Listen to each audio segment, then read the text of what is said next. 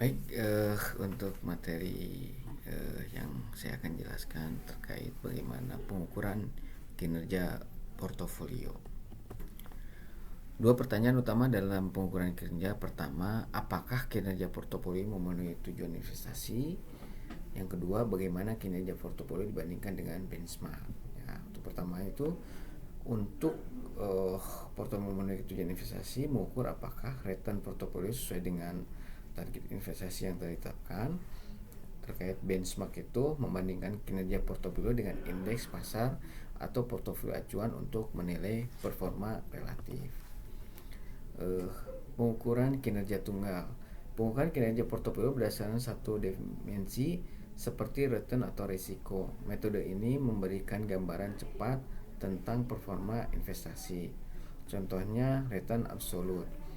Return total portofolio selama periode tertentu. Untuk return relatif, perbedaan antara return portofolio dan benchmark.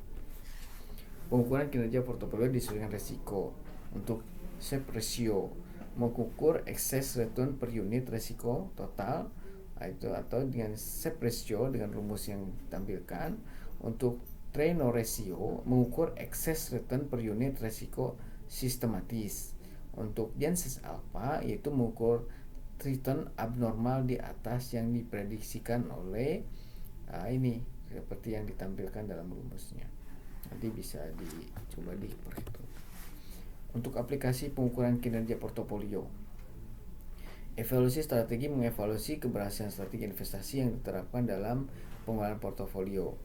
Untuk identifikasi kelebihan atau kekurangannya, itu mengidentifikasi area yang perlu ditingkatkan atau dipertahankan dalam manajemen portofolio. Perbedaan dengan benchmark yaitu membandingkan kinerja portofolio reksadana dengan benchmark seperti indeks saham gabungan untuk menilai performa relatif. Return portofolio berbasis kepemilikan. Mengukur kinerja portofolio berdasarkan return dari aset yang dimiliki selama periode tertentu. Metode ini memberikan gambaran rinci tentang sumber return portofolio.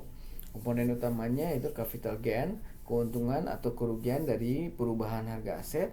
Untuk income returnnya itu pendapatan dari dividen atau bunga yang diterima. Faktor yang mempengaruhi penggunaan pengukuran kinerja pertama adalah tujuan investasi, yaitu pendekatan berbeda untuk portofolio konservatif dan agresif.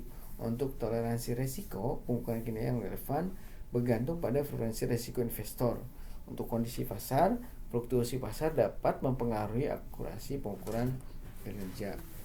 Untuk pelaporan kinerja investasi, transparansi, memberikan informasi lengkap tentang return, risiko, dan biaya. Konsistensinya menggunakan metode pengukuran yang konsisten untuk memungkinkan perbandingan. Untuk relevansinya itu melaporkan metrik yang relevan dengan tujuan investasi. Tantangan dalam pengukuran kinerja yaitu kompleksitas pasar, dinamika pasar yang terus berubah, mempersulit interpretasi kinerja. Bias pengukuran, potensi bias dalam pemilihan metode pengukuran atau benchmark. Keterbatasan data, yaitu keterbatasan data dan kualitas data dapat mempengaruhi akurasi pengukuran. Baik, itu yang materi yang bisa disampaikan. Mudah-mudahan bisa bermanfaat. Terima kasih.